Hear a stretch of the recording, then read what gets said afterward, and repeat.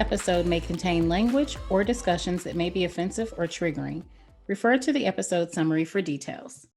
Welcome to On Her Terms Defined. My name is Charlene Ketchum, and today I am chatting with Miss Stacy Griner. She is a business and mindset coach, and today we've got a great conversation for you all. We talk about this grind all the time and how people are just trying to make it happen, trying to climb the corporate ladder. And today we will discuss how the corporate grind contributes to imposter syndrome. And we're going to provide you with some insights that can help you define and claim the career that you desire and that you deserve. So before we started recording, Stacy and I were talking about just how people just like glorify the hustle and the grind. And I've even heard some people say, oh, I'll sleep when I'm dead, and it's like, oh, is that really what you think you're supposed to be doing? But a lot of times we find ourselves in these careers, or in order for us to elevate in these careers, you kind of get caught up in that hamster wheel where you just got to go, go, go. So what has been your experience and observation, with seeing people do that? How do we get caught up in that grind, and why do we think that that's what we're supposed to do to move up? Yeah, well, thank you so much for having me, Charlene. Such an honor to be here. I can talk hours about the corporate grind, but I won't. I will make it very succinct for us today. I believe the corporate grind is just a matter of what we've been taught, right? If you think about women in the workplace and the proverbial glass ceiling, we've been taught that one, if we get into this space, we have to be, super duper, like, and I don't even want to call it grateful because it's beyond grateful. It's almost like we have to become beholden to this idea of climbing this corporate ladder. I myself was, I fell into the trap as well. And I think it's because we were the way women in the workplace and the history of how the struggle to get here and the struggle that still remains to be paid fairly, to be paid equally. There's so many layers to it. Yes. And so what we do is we're constantly on this grind, trying to prove ourselves, trying to validate ourselves, trying to gain acceptance. Yeah. Right. And, and then it's always, is it ever enough? Yeah. Where a lot of us, we are, faced with burnout because particularly the way generationally women have come into the workforce, we were taught a different model. Yeah. And we need to unlearn a lot of bad habits. And the grind culture is one of them. And it's such a process. And one thing I do want to note before we get deep into the conversation, because I was talking to somebody else about this a few weeks ago. And I said, when we talk about imposter syndrome in particular, we have to be really careful to distinguish that from workplace bias and discrimination and marginalization, because those are different things. And, those things are circumstances that are beyond our control and have nothing to do with our mindset. Whereas imposter syndrome, that focuses on our internal battles and insecurities. Right. And so our audience, our discussion today won't be focusing on, workplace discrimination, bias, and marginalization, but I wanted to acknowledge that those things are very real, and those things can contribute and just exacerbate imposter syndrome, but they're different. But I mentioned that for two reasons. One, to distinguish that imposter syndrome is different, but just also to highlight the burden that a lot of women carry, particularly anyone who's not a white heterosexual male is going to face some of those things. So on top of these external barriers and conflicts that you're dealing with in the workplace, you've got this internal thing that's going on that's been kind of programmed into us and generationally, because before we started recording, you and I were talking about the differences between Gen X and millennials and even boomers. Just the different mindsets and how you're supposed to approach work. Something as simple as how many hours should you be putting in? And for boomers, it's like, you do whatever your employer is telling you to do. Be grateful for the job. Even Gen X, it's like you're supposed to suffer, pay your dues. You always hear that. I've even said that to people. You can't come in the door asking for XYZ. Whereas the millennials are like, mm-mm. Exactly what you should be doing. Like, Yeah. Yes. No. And it's great because as new generations of young women enter the workforce, Yes. we want them to have a stronger voice. We want them Yes. to amplify their value. We want them to amplify their accomplishments and the value they bring.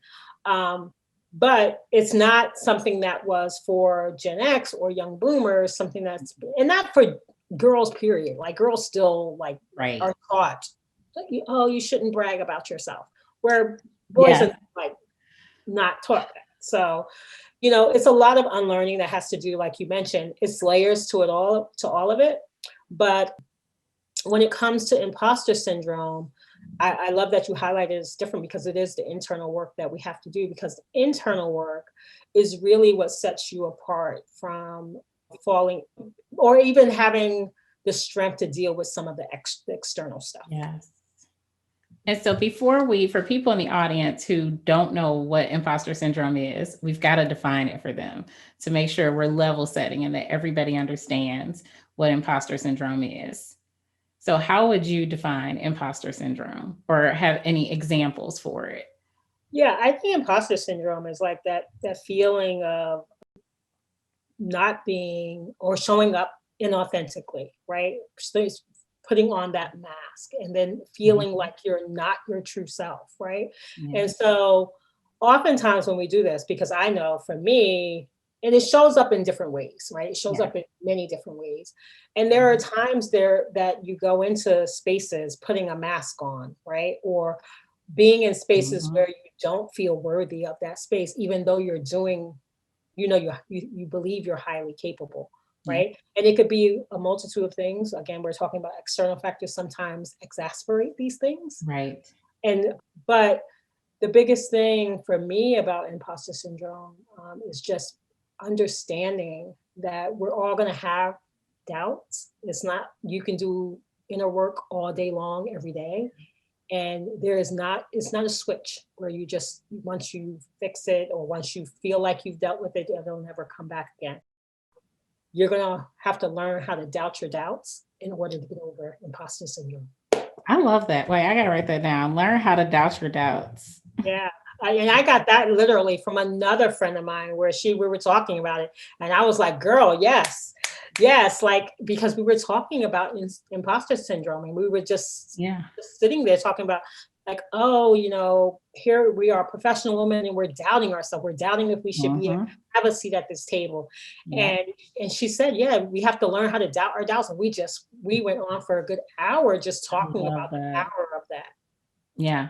I mean, it's true because there's always, and I really like that you pointed out that it manifests in different ways because people think that once you reach a certain quote unquote level that you wouldn't have that, but it could always be. Sometimes the doubt is, can I maintain this? I've had this great track record. Can I really keep this going? Or, you are having to do something new. It's like, can I really? Every time you do something new. Every time. Right. Every time. I write a proposal to a new company and here comes imposter syndrome. It's like, you just get really good at like, you don't, it never goes away, but I think you get really good at seeing it quicker so that you're able to rebound faster, if that makes sense. You're like, no. Right. So, but it's not something, the internal work is not something that you do and you just never do again. It's a daily practice of talking to yourself positively because we can't control all the variables in the world. Right. Yeah. So you just have to really learn how to change the way you talk to yourself.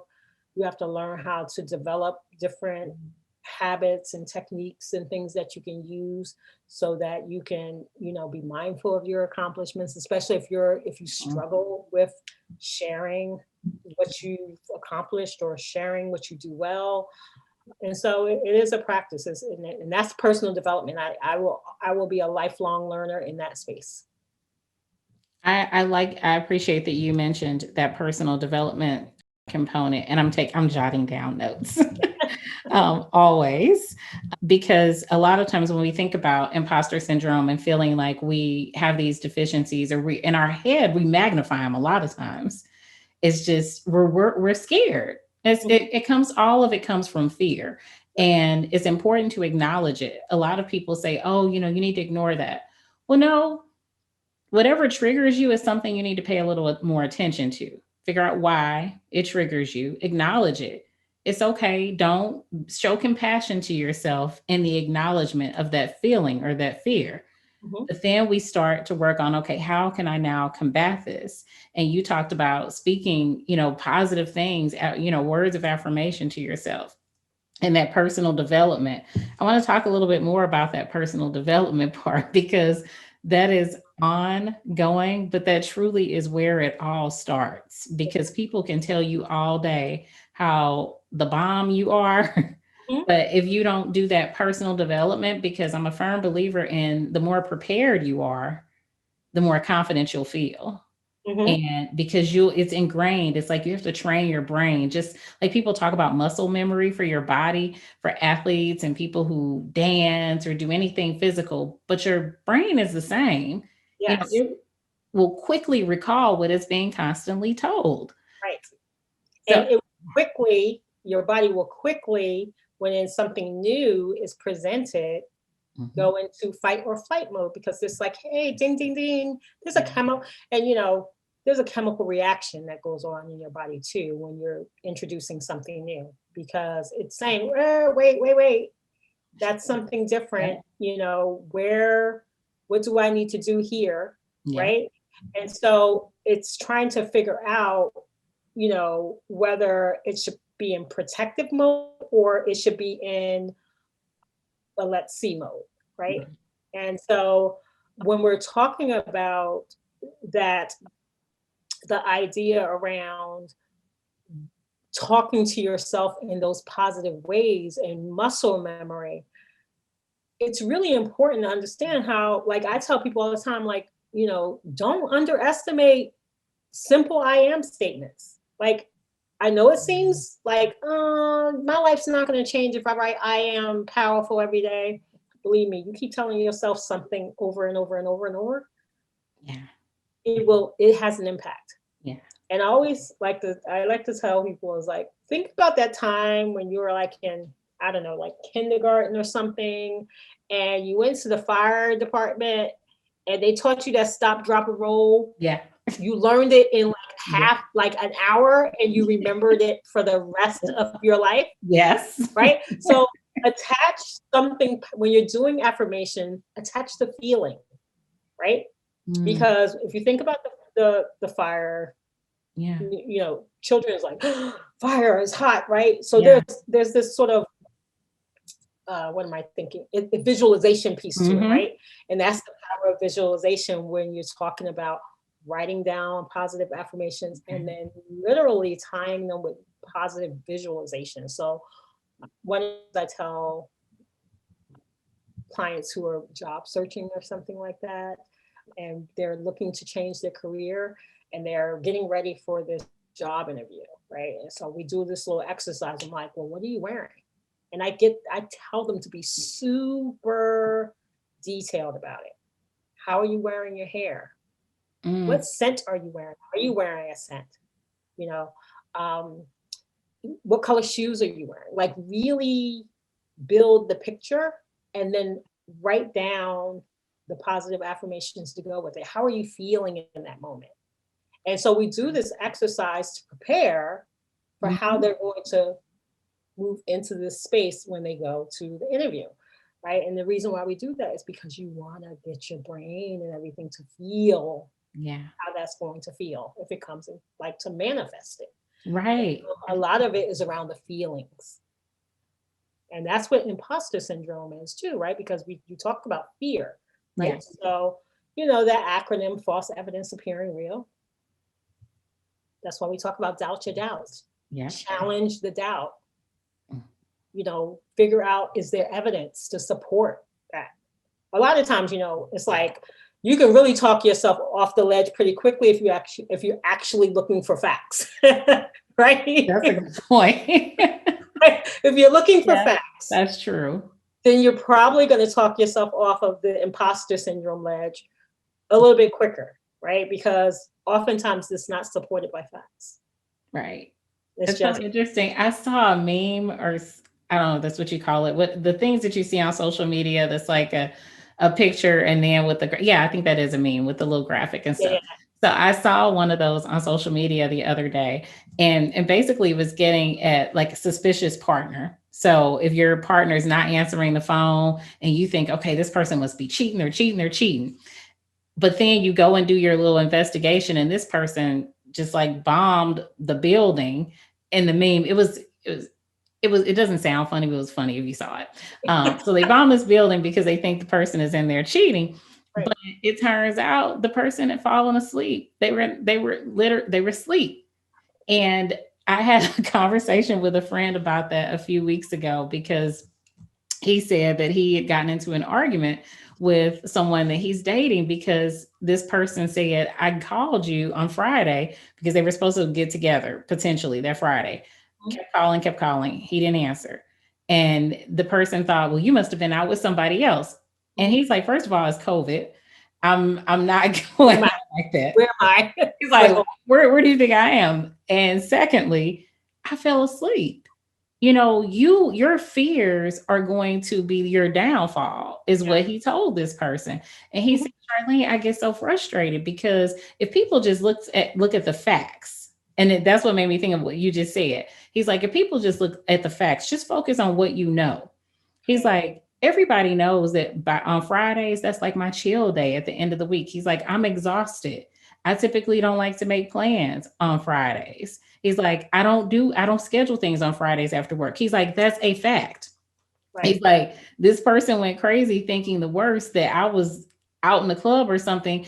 Everybody knows it's still COVID and I don't go out right now. That's a fact. He's like, had this person just focused on what they know to be true, instead of all this speculation and worst case scenario, we wouldn't be in this situation. And I was like, you're right. Yeah. But we do that. You look at, and when you lift up the veil of what's underneath that, that's their fear. That is. They've got some fear going on, right? And which is a little bit different than imposter syndrome in that moment, but it's fear, right? It's this idea of you projecting into a situation things that aren't real, like they're not real. And yeah, so I totally can feel him on that. In a sense, been like, let's normalize, like, it's okay if I decide to turn my phone off for a little while, decompress, like, but I think that has a lot to do, again, with like doing the inner work. That's so necessary to really, live a life that's full, right? Because you really got to do this inner work. I mean, we were born, none of us can pick our parents, and you were born into whatever situation you were in, but all of us have some internal work to do. If you don't, I'm thinking like, everybody has internal work to do. I mean, so to like piggyback on that imposter syndrome piece a little bit, like, so I have a client who wanted to work at a dream company, right? That dream company meant a lot to her. And when they were going through this interview process, it was very, like, if she didn't hear back from them in a certain period of time, we literally would have to get on the phone. And I would have to walk her, like, you are completely qualified for this job, right? But because the job isn't responding to you in the period of time that either they said they would or that you feel like they should, you're creating all these scenarios of why you probably bombed on the interview, when it could just be, and I said this to her because I was in management, so I would hire sometime, and I would be like, applicants don't know what's going on behind the scenes. Right. Like it could be anything. It could be maybe the budget for that position is being questioned. And so now I got to go back into Mhm. talk to, the committee to get the budget approved again. And it doesn't mean that that the candidate wasn't a good fit. It Right. meant that, and sure, we can communicate that to candidates. But what I'm saying is like this idea that all of a sudden you start to feel that Yeah. imposter syndrome is starting to make you doubt your ability, to make you doubt that you're worthy of that position. And it's like, no. And so it is something that a lot of us go through, and it's definitely going to come up. Like I said, I have imposter syndrome when I put together a proposal, even though I'm like, I went after like I sought out this company, right? I And so know I this. sought the company out. They responded. Now they're asking me for a proposal, and I put the proposal together. And now I'm sitting there like, but it Yeah. happens, and it's just really understanding how to, just work through the exercises to continue to talk positive to yourself, to continue to talk about we have, really elevating Yeah. that your mindset, so that when imposter syndrome shows up, we can really, shift out of that space. And then I also tell my clients to build your tribe, right? Have 2 or 3 people you can call, so that when imposter syndrome shows up, that you can Yeah. call them and they can get you back Get you into, together. right, get you together and get you Mhm. back into knowing who the F you are, right? Yes. Yes. So but yeah, imposter syndrome is definitely, it can stall you if you let it. And let me say that differently. It can halt you if you Yes. Yes. and keep you stuck.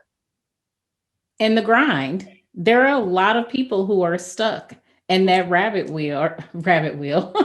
hamster wheel. I don't think rabbits have little play wheels, do they? No. Okay. You know, The hamster wheel. It has you stuck in there because I know I've even been in that position myself where you're thinking, if I leave this, for a certain job, where else will I go? Will I make this amount of money? Will I like it there? Will they like me? You know, a lot of that fear, imposter syndrome, can I do another job? I've been doing this for X number of years.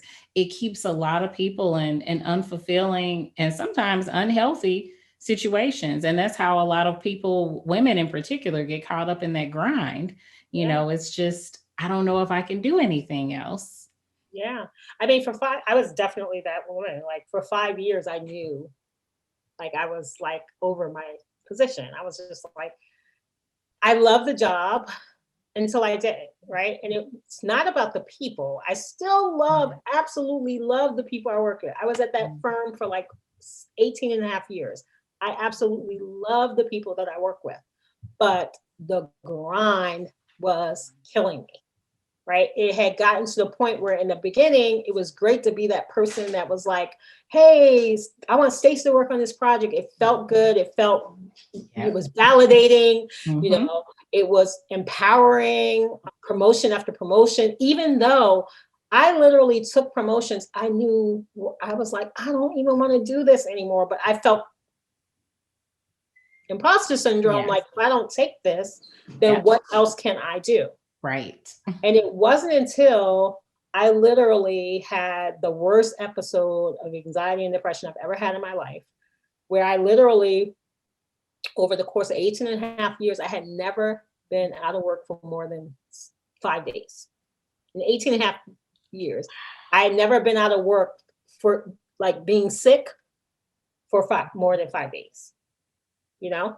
And I literally could not get out of bed one morning. And that literally, I guess I was out of work for like 3 months, basically.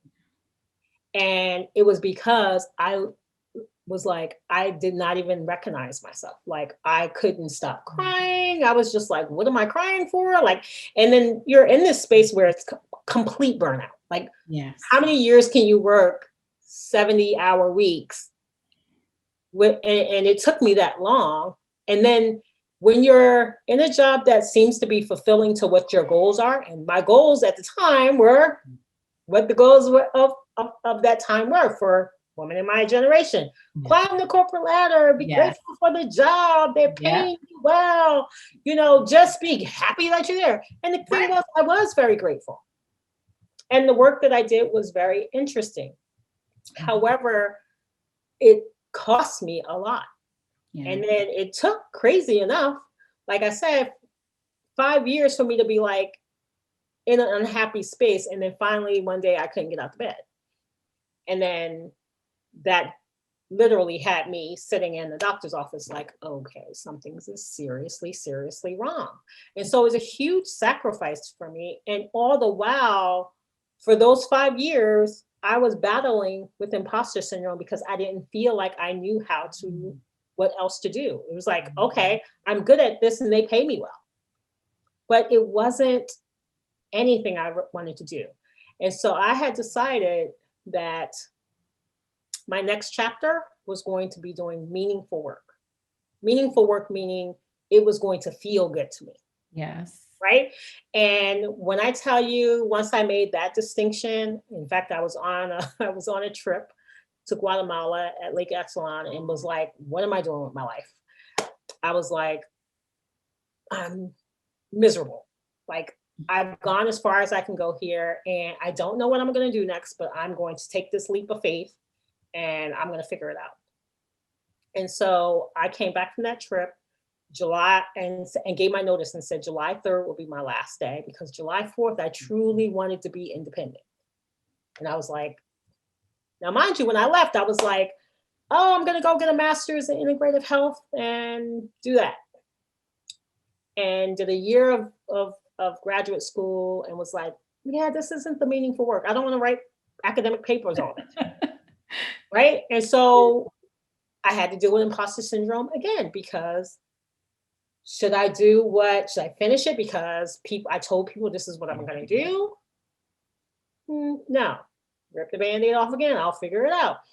And so I had some other things going on with consulting and things like that. But then I found out about the Stretch Studio and I was like, I get to be able to build a business that changed people's lives, like that it's all relaxation therapy, that people, bodies change. I'm releasing tension and stress from the body. Yeah. Sign me up. Found that, loved that, and then started to really do what what I do, which is help women really learn how to articulate their value, leverage their experience and expertise to do the meaningful work that they were meant to do and get paid for it. Yes. And it's been a lovely journey. It hasn't always been easy, but I can tell you without a shade of doubt that I don't regret it. It's doing the meaningful work that I want to do. And believe it or not, I'm not having to sacrifice my financial security to do it. That part. So that's what I could say about imposter syndrome. You got to challenge it a little bit. You got to bet on yourself. You got to really take the time to look at situations and, get out of the fear and into the facts, because then you'll see that a lot of what's presenting to you is not really valid, and that you can build a life you love. I call it designing my life. You design a life that you love. And now it's like, I get up every day. It's like the light has been, relit in my life, so to speak. Because before I was in a dark place trying to figure out and just being unhappy and going into work and just the grind was just sucking the soul out of me. And, you find your way. You do find your way. Yes. And so how would you've mentioned clients. And so I've introduced you earlier as a mindset and business coach. And so I want people to know like how someone like you would be a resource to help them do that personal development so that they can figure out how can they redesign their life, and how do they even discover how they can leverage their talents and kind of merge that with their passions and the things that will be meaningful for them. Because a lot of people, they have a lot of women in particular, because we've been taught not to brag. We, even when we do brag, we say, oh, it's a humble brag. We have to qualify that so that people don't think we're being arrogant. Right. But a lot of women, we're not programmed to highlight our Right. skill sets. So how does someone, how do they, when do they know that they can utilize your services? So at what stage does someone have to be in their career to work with you? Yeah. So it's interesting. I market myself as a midlife coach, right? Because I call it the messy middle, when all types of things start to happen. Yeah. But we get to this point where we're just like, we wake up and we're, particularly Gen Xers and young Mhm. boomers, Yeah. because we were taught a different model. Millennials a little bit different because they've been, they had parents like us who Yeah. have been like, look, Don't do this. don't do this. I Don't do this, right? don't want this life. But for those of us who are sort of in what I call the messy middle of midlife, where we're really kind of tied to the golden handcuffs, where we are often, we know we don't want to stay in the work that we're doing, Yeah. but we can't figure out how or what to do next. Yeah. Those are the women I usually work with. And when I work with them, it is a process, because it is about unpacking some of the like I said, the bad sort of thing, the bad habits we've sort of grown accustomed to, Mhm. and really getting them to start being able to a lot of women say they don't know how to do it, right? Yeah. I know I want to, but I don't know how to start. And we Right. start with the inner work. Yeah. We start with the inner work. And once we start to clear away that, you the light bulb goes off. My clients are like, oh, and it literally is a beautiful, beautiful sort of metamorphosis of Wow. them really designing a life that they love. So I've worked with women who are, like I said, pretty senior in their careers. A lot of them have been like downsized or forced into early retirement, or Mhm. they've been passed over for promotions over and over again. They've been told they're overqualified. And I keep saying that life doesn't shrink as we age, it actually expands to a lot more opportunities Yeah. if we just start believing in ourselves. Um, and so that's how I work with women, really working on that inner work first, and then shifting their mindset.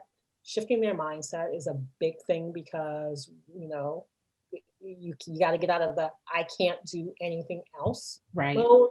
And we're living a lot longer. So, Yes. you know, 60 is like 40. Yeah. You know what I mean?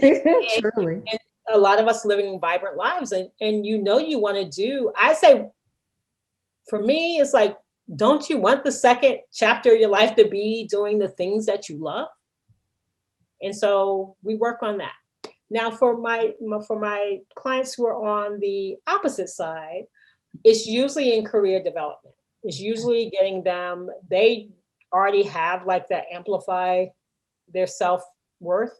Yeah. They've kind of gotten that, because that generation is more comfortable with saying, hey, I need to work a flex schedule, right? Right. Right off the bat, right? But they may have a little struggle with, figuring out how to strategically position themselves within organizations. And that's where I help those. Perfect. Yeah. Yeah, I love it. Yeah. It's just, and what I love is a lot of times people think, oh, I'll hire this coach and they'll tell me what to do, when you're really helping them dig and discover what it is Yeah. they want to do. Yeah. And we Yeah. spend so much time in our professional development, our professional careers, kind of repressing that. We've been taught to chase the money. And Mhm. and I get it, everybody needs to make money to live, but we haven't been taught to really like emphasize and prioritize Yeah. what is fulfilling and meaningful for us. Yeah. Because if you do that, oftentimes the money will come. The money will come. And it's interesting that you say that, because a lot of women I work with, I tell them, like,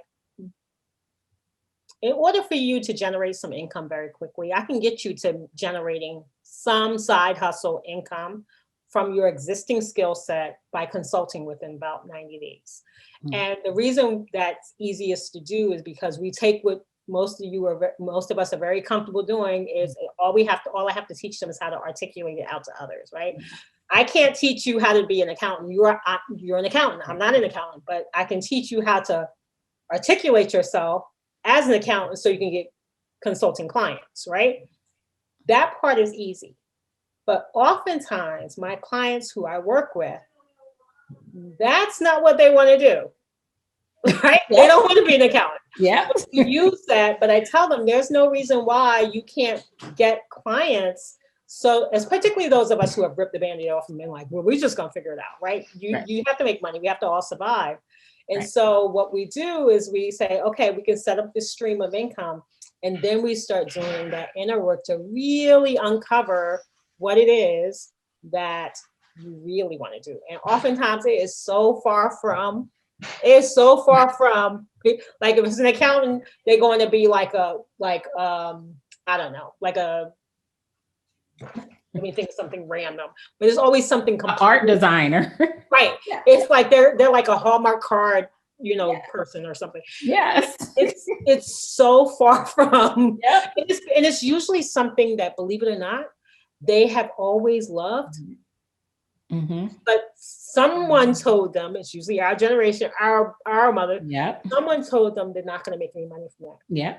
And you know what's crazy about this is, like, I'm a Gen X, but I had a child very young. I had a child at 18, right? And he's been an artist his entire life, right?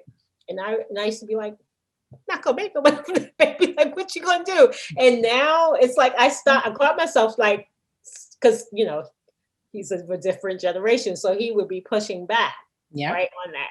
And it wasn't until I actually let go, and he has learned how to take that art that he loves, and believe me, it's so different in terms of how we were taught.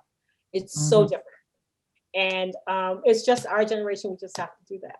And it's always going to be something that's tied to something they've been loving forever. And when they do that and they recognize, the vast opportunities that are out there, particularly because the barrier of entry now to go into business for yourself or to partner with smaller companies that you can work more closely together to develop is so low. It's so low. Yes. So you can design it the way you want and still maintain your financial security. Absolutely. And so where can people find you? Can you share your website and social media handles if you have them? Absolutely. So my website is stacygriner.com, STACYGRINER. On Instagram, I am Stacy Griner. And on Facebook, it's the same. And for those of you, I love LinkedIn, so please follow me there as well. I don't think I'm following you on there. I have to follow you on there. And for the audience, all of Stacy's information will be in the description box on YouTube and in the description box on the podcast app where you're watching, and also on the episode page on SheConfidential.com. So are there any final takeaways or final thoughts that you want to share with the audience before we wrap up? Oh, well, thank you so much once again. It's really been so awesome. I love talking about empowering women. I love talking to women about, taking the reins and designing a life that you love. And if I can help anyone, please go ahead. I do offer free 15-minute consults with me just to chat and see, book a session, ask a question. I am really an open book, and I'm happy to help anyone who needs it. Excellent. And you are doing virtual, correct? So people can be in any part of the country. Any part of the world. And the world. We think can be it. Any part of the world. And I am here to help. Wonderful. And so this has been so good. So I met Stacy many years ago on an amazing trip to Egypt. And so I have been thinking about travel because, of course, we've been on lockdown in terms of that level of travel for a while. So I'm so happy that we got to see each other Yes. virtually after so long. And thank you for the work that you are doing. I mean, you really are helping people. Just you're saving lives because Yes. we spend so much time at work and in our careers, and it has such an impact on our health. People are literally dying and are sick because they're doing work that is breaking them down physically and emotionally and mentally. And so you having I'm just I think it's so beautiful that when you pivoted into this career where you're really rescuing other people so that they can discover how they can have a life that's more meaningful for them. So thank you for being brave enough to pivot, because if you didn't do that, you wouldn't be able to help all of these other women. So thank you so much for all you do. Thank you for chatting with me today. Everyone, this is Stacy Griner. I will have all of her contact information at sheconfidential.com and in the description box. My name is Charlene Ketchum, and this is On Her Terms Defined. Until next time.